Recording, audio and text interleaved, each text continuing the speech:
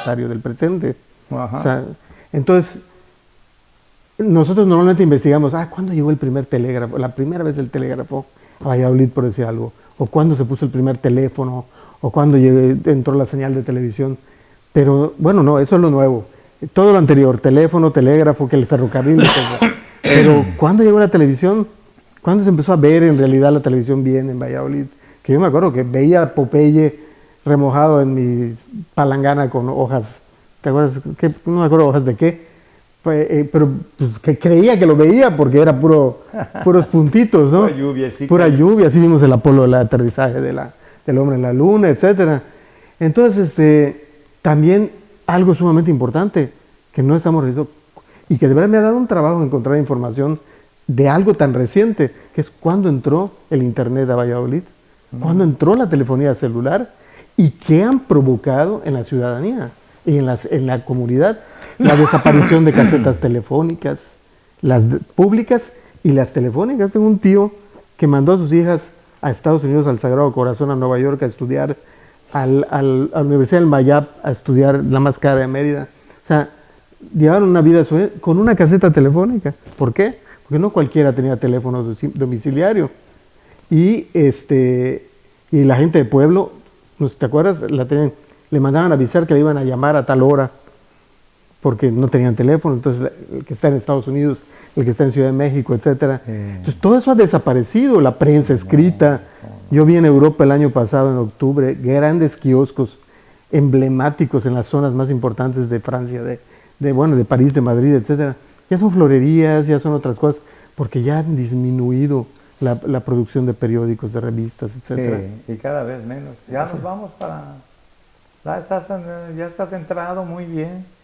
Pues mira, Carlos, que nuevamente la plática, pues así ya estamos en este programa Novelísimo, porque a veces cuando le damos el inicio protocolario del saludo, de que estamos en Novelísimo y los etcéteras, a veces perdemos lo que ahora acabas de mencionar. Me da mucho gusto que Víctor Hugo, nuestro director de cámaras, editorialista de este programa también, pues sabe captar el momento donde ya arranca la cámara, lo cual sucedió en este segundo programa también. Yo iba a apuntar, pero ya no lo apunto porque te lo puedo preguntar de manera directa y no se me queda como para recordar. El cronista, al narrar los hechos, que muchas veces los hechos, la mayoría de las veces, los hechos son los que marcan, según mi interpretación, marcan la historia que hay que comentar, documentar, dentro de lo posible, ya lo hemos dicho, lo más objetivo, no distorsionar la historia. Creo que el cronista, cualquiera, si no tiene todos los elementos, baste con que tenga y aquí en medio no lo tengo, pero puedes enlazar qué fue lo que sucedió. Claro. Por el efecto que el primer evento está provocando en el segundo. Y como no puedes dejar huecos, pues tienes que echar a andar también tu imaginación, o quizá no tanto las fuentes de información que tuvieras. Me quiero, en este punto que estamos tratando, irme a Valladolid. Valladolid, en su momento, creo que fue capital del estado también. No, nunca lo fue. Nunca lo fue. No sé, hubo confusiones, de que varias cédulas reales se mandaban a Valladolid en lugar de mandarse a Mérida, y los vallisoletanos, que tenían la obligación de en realidad mandarlo a Mérida para que ahí se pregone y todo, se toman la atribución de ser ellos los difusores de esa cédula real, pero no, nunca fue. Es algo que los vallisoletanos decimos y repetimos, así como decimos la catedral, y no es catedral, mientras no haya un obispo asignado y hay una cátedra en la iglesia, es parroquia. Entonces, son algunas cosas que decimos siempre por darle más valor a nuestra ciudad, pero no está bien. Pero además, como está muy bonita su iglesia. Sí, claro, yo he visto españoles bajarse de los autobuses de turismo y cuando se enfrentan a la fachada dicen qué guapa, que ya es una expresión que usan los españoles por decir qué belleza, ¿no? Sí. Entonces, Y como es del 18 esa iglesia, la original fue demolida, la del 16, pues ya tiene un sistema constructivo mucho más imponente, alto que las originales del 16, que eran más bajitas precisamente por control, por las limitaciones del sistema constructivo.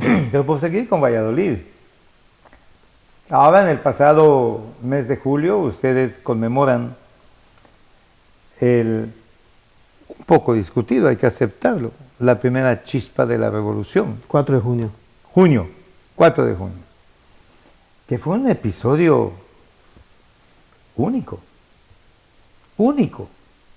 Cuando un grupo de hombres se iba a levantar en contra de la fuerza del porfirismo. Así es.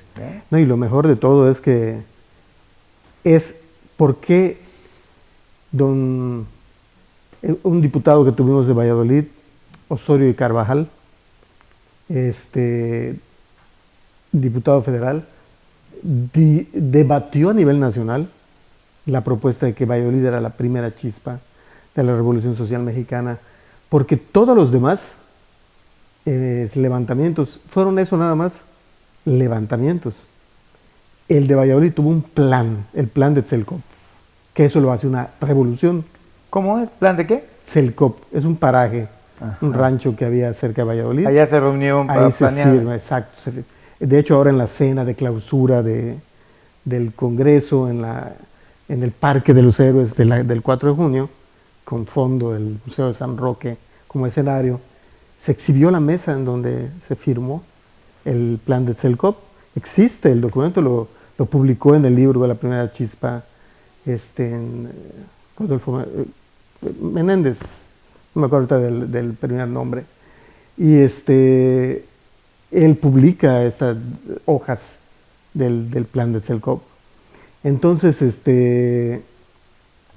pues la verdad eso lo hace diferente a los demás levantamientos del país, y además el plan de Tzelcop de alguna manera está ligado a los ideales de Madero, porque Madero había estado en Yucatán unos días, Bueno, Pino Suárez fue gobernador sí, claro, de Yucatán. Y Madero había estado en Yucatán, estuvo hospedado al lado del Gran Hotel, que era el mismo hotel, y ahí se encontraron con ellos varios de los que estaban ya a favor de un levantamiento armado. Bueno, primero no lo promovió Madero un levantamiento armado, pero después ya fue un promotor de esto. Y algo paradójico es que, bueno, Valladolid fue escenario de muchas guerras, muchísimas, ¿no? O sea, hay registradas 4, pero hay mucho más que eso. Y por esto es ciudad heroica. Pero en realidad, de hecho el marco en el contexto que se pone del Congreso es la recuperación de Valladolid el 24 de diciembre de 1848, 170 años de aniversario, este diciembre que viene. La recuperación de Valladolid, de los mayas rebeldes de la Guerra de Castas. Que le recuperan los blancos y mestizos a los mayas. Así es. Valladolid fue abandonado en marzo del 48, evacuado por el ataque maya, y en diciembre del 48 fue recuperado. Fíjate que estás tocando un punto que siempre me mueve a inquietud muy, muy interna.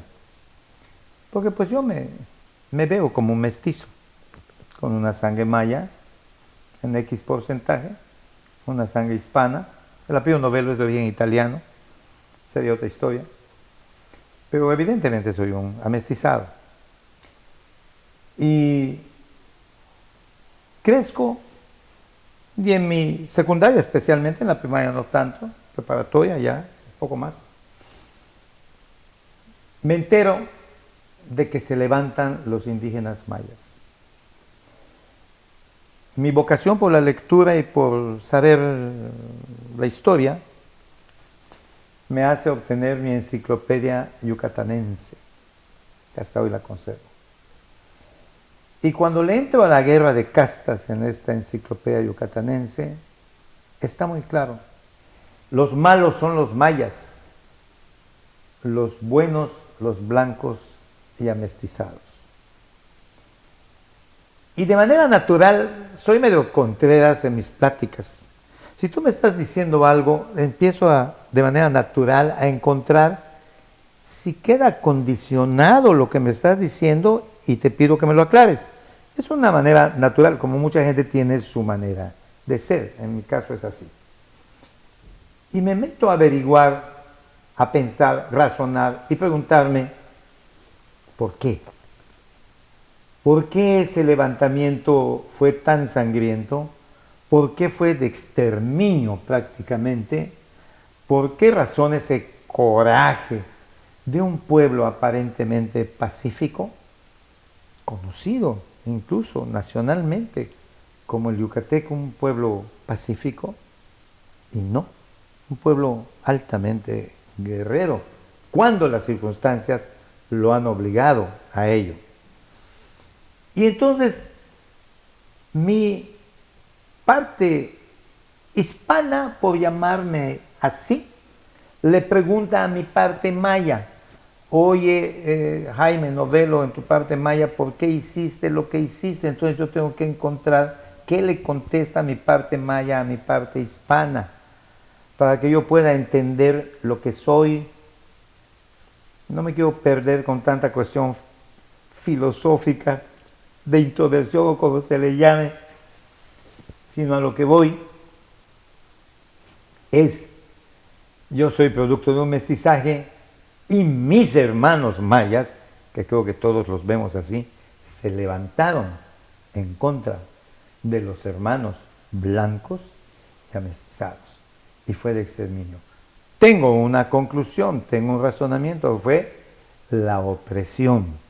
La historia nos ha demostrado que en la medida en que tú oprimes a un pueblo, éste se va a levantar tarde o temprano. Claro. Y el ejemplo lo tenemos pues en las revoluciones más famosas, por hablar de la francesa, la rusa, La americana misma. la mexicana, la americana. Pero ¿cuál es tu concepto de lo que te estoy diciendo? Bueno, pues yo partimos como iniciaste tu comentario.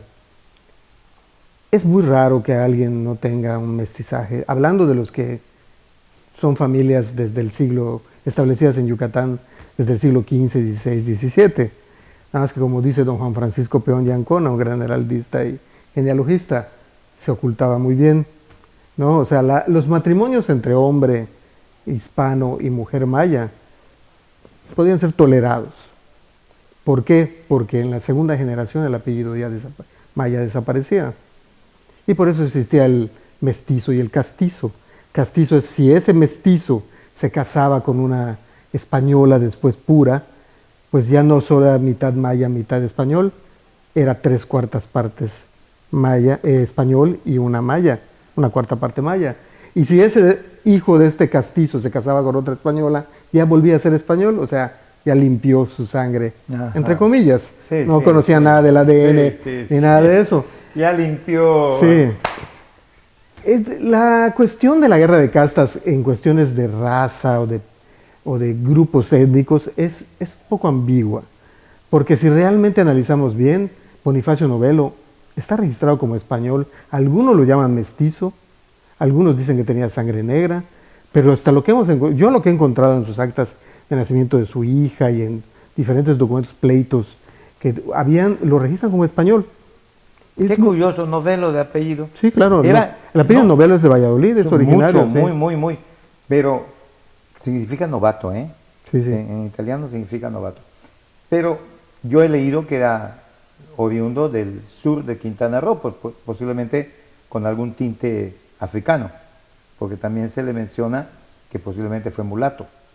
Bonifacio Novelo. Sí. Era vallisoletano. Bonifacio Novelo era de Valladolid. Pero era el único que tenía apellido no maya entre los revolucionarios mayas. Sí. Sí. Porque Cecilio Chi, sí. Venancio Pat, Antonio Ay. Sí. Y de repente te sale allá un Bonifacio Novelo, ¿no? Sí, bueno, él se está de insurgente desde el levantamiento federalista centralista que entra a Valladolid, ¿sí? Que atacan en el 47 también la ciudad, y que hay una tremenda matanza en el centro, matan a la gente del centro de la ciudad de Valladolid por cuestiones de rencor entre barrio y centro, etc. Él es el descrito como el más sanguinario, y de ahí se vuelve como Pancho Villa, un irreverente en otra época, y se une a la rebeldía maya y se vuelve uno de sus líderes más importantes. Pero su esposa, su hija y todo están registrados como españoles.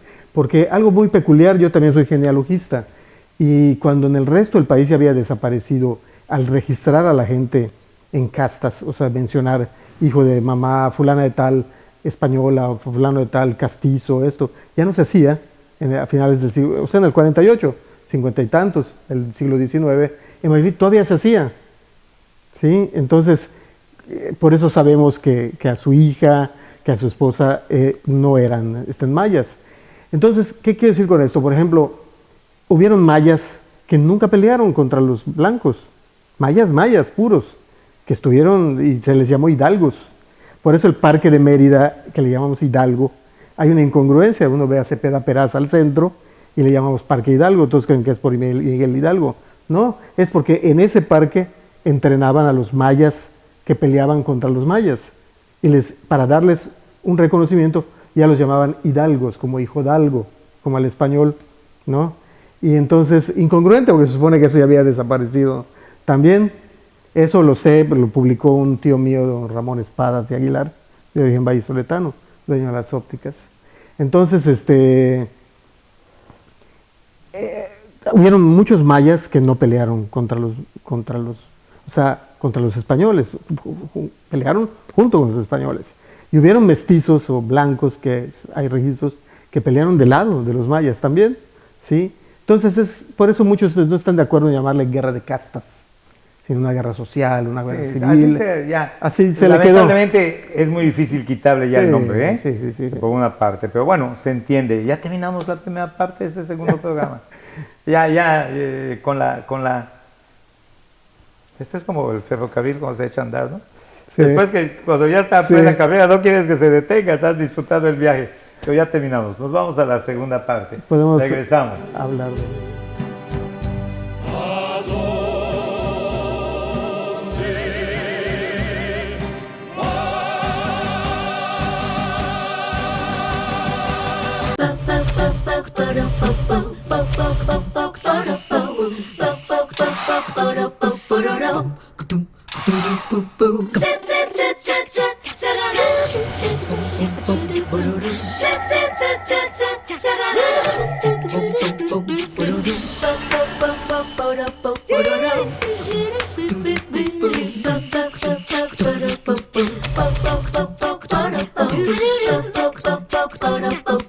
En esta temporada de calor, ayúdanos a prevenir incendios forestales y cuidar nuestro medio ambiente. No arrojes cerillos o cigarros encendidos a zonas con vegetación. No hagas fogatas. Por más precauciones que tengas, una flama puede provocar un gran incendio. No tires botellas de vidrio a lotes baldíos, ya que generan el efecto lupa con los rayos del sol iniciando el fuego. Si ves una fogata o el inicio de un incendio, apágalo con agua o tierra. Si el fuego es muy fuerte, ponte a salvo y avisa a las autoridades lo más pronto posible al 911.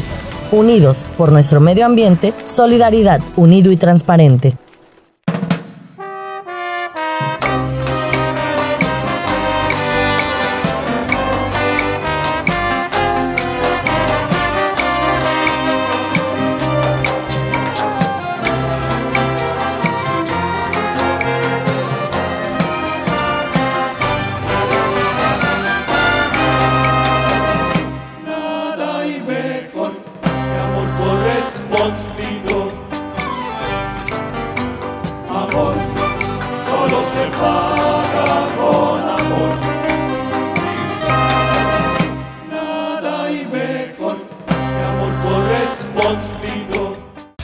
La seguridad de las familias de Isla Mujeres es la prioridad para el gobierno municipal, tal como está previsto en el Plan Municipal de Desarrollo 2016-2018. Con el eje rector Isla Mujeres firme, los ciudadanos de la isla y la zona continental contarán con una policía más preparada, cercana, bien equipada, de mayor cobertura y respuesta inmediata. Hoy, gobierno y sociedad suman esfuerzos haciendo futuro por un mejor Isla Mujeres.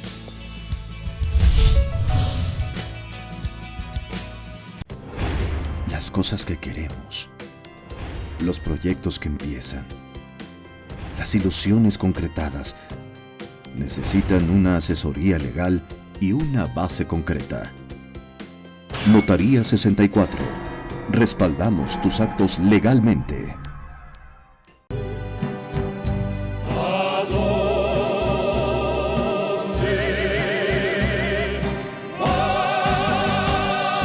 Carlos, ¿y qué tal tu congreso en Valladolid? Pues, ¿De qué día a qué día fue? Fue del 31 de julio, inició el registro de participantes y finalizó el 4 de agosto, el sábado 4. Martes 31, 4 de agosto. ¿Estuviste como anfitrión? Así es, estuve como anfitrión, junto con otros dos cronistas de Valladolid, del Consejo de Cronistas, que ellos entraron a la Asociación Nacional apenas ahora en Valladolid. El único que pertenecía a la Asociación Nacional soy yo, de Valladolid. Yucatecos solo éramos dos, Miguel Vera Lima de Izamal y yo de Valladolid. ¿No fue un meridano? No pertenecen a la asociación, no se han inscrito a la asociación. Claro. Y a la asociación solo, o sea, al Congreso solo van socios, bueno, pueden inscribirse los que no son, pero normalmente a la Asamblea General y muchos eventos solo participan los socios inscritos, ¿no? Que ya tomaron protesta, etcétera, etcétera. Pero la representatividad de los estados, ¿quiénes fueron? Por ejemplo, es que hay estados que tienen 35, 40 cronistas, dependiendo de los municipios. Chiapas, por ejemplo, que tiene muchísimos municipios, tienen, creo que 3 diócesis, ¿no? Oaxaca tiene más de 500 municipios. Así es, exacto, en Oaxaca y otros lados. Entonces, esto hace que sea muy difícil por decir. Por ejemplo, Campeche fue uno nada más. De Yucatán fuimos 6 esta vez, porque acabamos de formar la Asociación de Cronistas del Estado, de cronistas e historiadores, hace algunos meses, y ya se inscribieron los 2 de Valladolid, y uno de Tecash, y uno de Junuma. Fue don Juan Francisco Peña Ancona, que es de los cronistas de Mérida, pero no se inscribió, participó, fue de oyente, regresé encantado. Pero de Quintana Roo, por ejemplo, solo fue Fidel y Fernando Martí, los demás cronistas. Belio Vivas, de Cozumel. Es Cozumel, Fidel de Isla Mujeres y Fernando de Cancún. Los demás cronistas no fueron. Entonces, aunque sí pertenecen, sí están inscritos. Entonces hay algunos casos, como menciono, Yucatán tiene muchos cronistas, pero no pertenecen a la ANACSIM y tampoco les interesó inscribirse, se les promovió. Quintana Roo, casi todos sus municipios tienen cronista, pertenecen a la ANACSIM, pero solo fueron 3, ¿no? Y se puede decir que a nivel nacional, creo que nada más 2 o 3 estados no tuvieron representación. Caray, Sí, una buena representatividad. sí, una buena, creo, y no pretendo decir que fue lo mejor que ha habido, pero creo que estamos rebasando los números que han habido hasta ahora, de 146 cronistas asistentes, de casi 200 que tenemos a nivel nacional, y 71 acompañantes. Sí, o sea, fue un récord. Fueron damas con los maridos, ¿no? Parejas sí se acompañaban, a veces hijos, nietos, sí, familia. Dependiendo. ¿Y qué tal la pasaron en Valladolid? Pues la verdad estoy muy agradecido con todas las instancias que participaron, que me apoyaron en esta organización. Fue muy difícil, a mí solo me dieron 6 meses y me tocaron los tiempos políticos, la veda política. Y yo no pude consolidar muchos acuerdos previos hasta después de las elecciones. Entonces fue casi de todo el pelo que no se me ha caído por herencia genética, casi lo pierdo en estos días. Pero bueno, a final de cuentas logramos hacer sinergia, pues logramos llevar el programa a cabo y la gente se fue muy contenta, la verdad.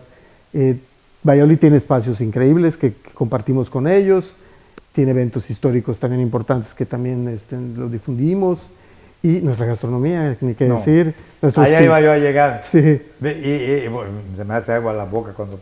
Pues mi papá era vallisoletano, claro. Ya lo hemos comentado. Acostumbraba a cocinar también en la casa, mi mamá petuleña. Y qué sazón tiene. Bueno, y bueno, el programa estaba muy equilibrado. De hecho, por ejemplo, el primer día se comió lomitos, ¿no? De Valladolid. En la noche fue pollo pibil, la cena. El jueves se comió cochinita, mechado, el mechado vallisoletano, que ya es un guiso que casi no se hace. Sí, casi no se hace. En la noche fue libre, el viernes fue queso relleno, ¿sí? Y en la noche fue regional, la clausura, y el plato principal, hubieron muchas botanitas y de pibihuajes vallisoletanos y salbutes panuchos, pero el plato principal fue un tamal colado servido en su hoja, especiales, ¿no? Qué va. Y la gente estaba fascinada. Tuvimos eventos culturales como, por ejemplo, una chica vallisoletana que ha concursado en Mérida, cantado en la comida del martes con su terno. En la noche tuvimos un evento de Campeche porque ellos dieron la cena por la candidatura para el próximo año. El jueves en la comida, ahí sí no tuvimos show, fuimos a Guayma incluso. La comida fue en la Hacienda San Miguel. La cena del martes fue en el convento de San Bernardino. Hicimos una alborada por todas las 5 calles, toda la calzada de los frailes, con la charanguera, todos vestidos. Todos se vistieron a la usanza, compraron sus guayaberas, sus hipiles, todo, ternos. Hicimos alborada con las vaquerías, sí. Llegamos al atrio del convento y hubo una vaquería. Terminando la vaquería empezó el videomapping, que quedaron estupefactos con él, porque hay muchos en el país, pero este es muy especial. Lo controlamos, lo asesoramos los 3 cronistas de Valladolid, y después la cena fue en el interior del convento, en la parte del huerto, y muy bonito. Y por ejemplo, el jueves, esto fue el martes, miércoles, el jueves fue en la casa de Delio Moreno Cantón, donde nació Delio Moreno Cantón, una casa cerrada, y que la pedimos prestada a Francisco Álvarez, el dueño del Hotel Canto de acá, para que nos permitiera hacer la comida allá, y fue extraordinaria. Se repartieron paletas en el carrito paletero, se repartieron anís y todas las cosas vallisoletanas. Y el viernes estuvimos en Guayma, el jueves mismo estuvimos en Guayma y en la Hacienda San Miguel, y el viernes en Izamal, que fue subsede. Y en Guayma nos tocó gremio también. Por si acaso alguno de nuestros queridos amigos televidentes no sabe de este poblado de Guayma. ¿Por qué la iglesia de Guayma es tan bonita con esos rosetones? Que es única, porque además no lo he visto en ninguna otra iglesia. Y además tienen un púlpito muy espectacular, adornado, barroco, maravilloso. Y cuando he tenido oportunidad de estar en Valladolid, me voy a Guayma.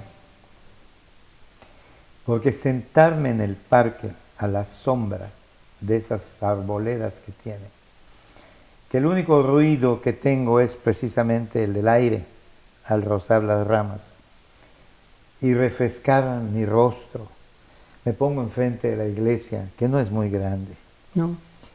pero ese colorido que tiene, que se nota que es original.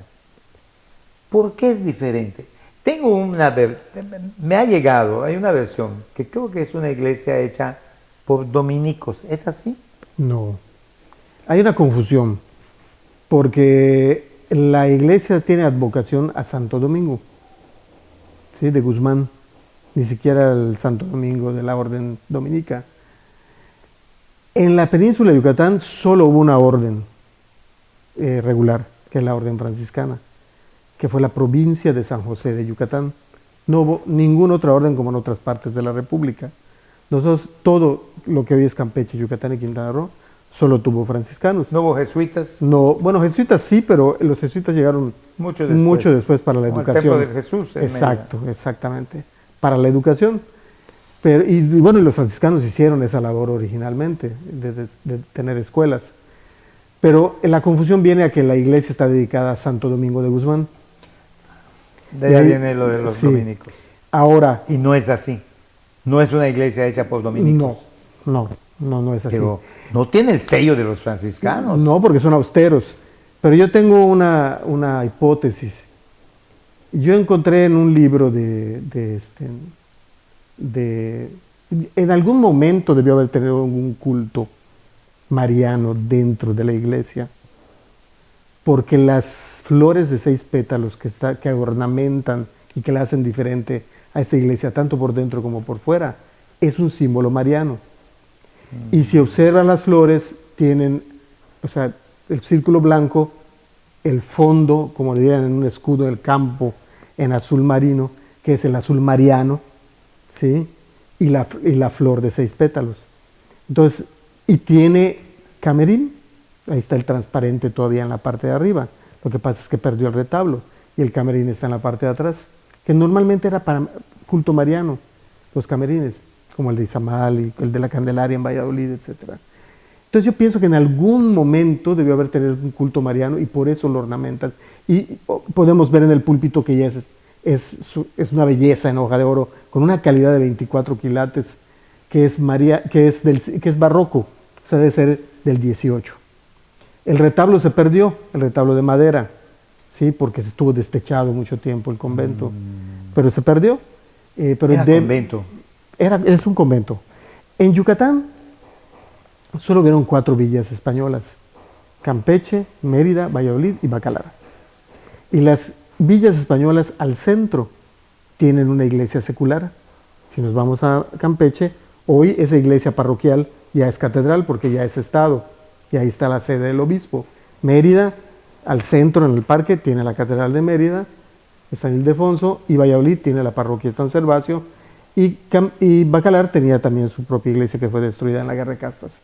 Todas las demás poblaciones de Yucatán que se fundaron en el 16, Tizimín, Izamal, Tecachagua, el mismo Guaymas, cualquiera que podamos mencionar, Maní, son pueblos de indios, así se les llamaba. Que las villas españolas fueron fundadas por españoles por estrategia militar, que circundan la península, si lo vemos estratégicamente, y los pueblos de indios fueron por donde había mayor población indígena, quería decir que además había agua y obviamente almas para evangelizar. Entonces ahí se establecían los frailes y construían sus conventos. Entonces si nosotros vamos a Izamal, vamos a Tizimín, vamos a Maní, lo que vemos al centro de la plaza es un convento, ¿sí? Y si vamos a Valladolid, Mérida, Bacalar y Campeche, vamos a ver una iglesia parroquial. Eso marca la diferencia. Entonces, pero todas las demás poblaciones, lo primero que vamos a encontrar en una población, pueblo de indios, es el cenote, que dio origen al pueblo prehispánico, y el convento, que dio origen a la población ya en el periodo colonial. Qué interesante.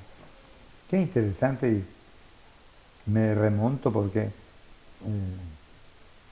Segismundo Freud decía que, bueno, clasificó a los hombres de varias maneras, pero entre esas clasificaciones hubo dos que me llaman la atención: eternistas y presentistas, lo que domina en tu sentimiento. Si el presente es lo que más prevalece en tu manera de actuar, tu manera de sentir, el pasado, no hay alguien totalmente presentista o alguien totalmente eternista, sino aquí están unos y aquí están los otros, pero no hay extremos tan marcados, sino que se acercan de una o de otra forma. Yo me autocalifico como eternista. Prevalece en mí el pasado, lo disfruto mucho. En mis sueños más felices, cuando crecí en mi casa de guano, atrás de la ermita de Santa Isabel, en Mérida. ¡Qué lujo! La belleza. Mi barrio de San Sebastián, mis calles empedradas y sus charcos de agua cuando llovía, el estar jugando con pelotas de lodo y con mi aro que sentía yo que volaba cada vez que le pegaba con el palito a mi aro por las calles, era mi lujo. O jugar tiro al blanco con los tiraúles, en fin. Esa etapa prevalece mucho en mí y la disfruto mucho. Hay otros que sí hacen referencia a ello en su sentimiento, amigos que me dicen, pero lo acotan, lo cual respeto mucho también. No tienen que ser las personas como uno es, ¿no? Sino disfrutar su aspecto presentista. ¿Y por qué me admiro, festejo, aplaudo a gente como tú? Porque basta el nombre, cronista, cronos, el tiempo. Ustedes estudian qué sucedió con el tiempo, lo más remoto que se pueda, lo más documentado que se pueda. Y es la mejor manera cuando nos muestran y nos dicen los cronistas, esto es lo que somos. Este es el bagaje histórico en la manera de pensar, en la manera de ser, en el físico, en nuestra gastronomía, nuestra manera de vestir, nuestra manera de hablar. Eso es lo que somos. Pero cuando alguien viene y te muestra, eres así por esto. Claro. Claro. Es cuando digo, qué bueno que existen ustedes los cronistas. Qué bueno porque es nuestra identificación, son nuestras esencias que son innegables, porque somos. Claro. Entonces, pues bueno, me da muchísimo gusto que tú estés ahora con esta responsabilidad, me da mucho gusto que una ciudad tan querida y tan transitada por todos los que vivimos en Cancún y nos vamos. Acabo de estar en Mérida y no quise irme por la carretera de Paga, quise pasar por Valladolid, tanto de ida como de vuelta, porque no me quiero perder los mazapanes que un amigo mío hace allá, porque no me quiero perder la encomienda de mi esposa que yo compre la longaniza de Valladolid.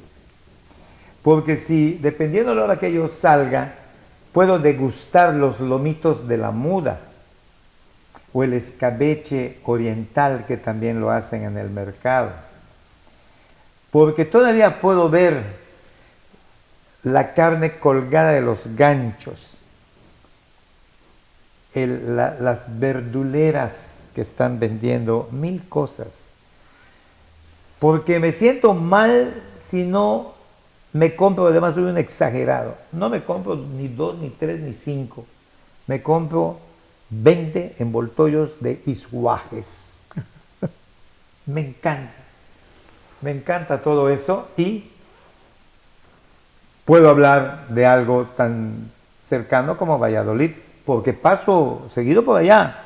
Claro. Pero si hablamos de Izamal o hablamos de Campeche o hablamos más allá de nuestros lares de la ciudad de Puebla o quizá de Tasco o de San Luis Potosí, estaríamos hablando de lo mismo. Carlos, terminamos ya este segundo programa. Por supuesto que serás un invitado eterno.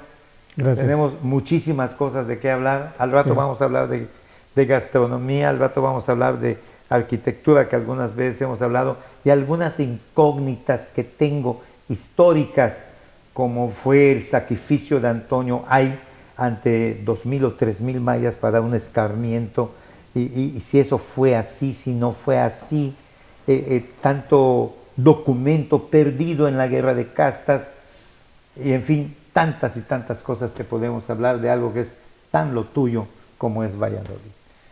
Encantado. Muchas gracias. Al muchas contrario, gracias. a ti, muchísimas gracias por la invitación. No, hombre, agasaje con Aquí este estaremos programa.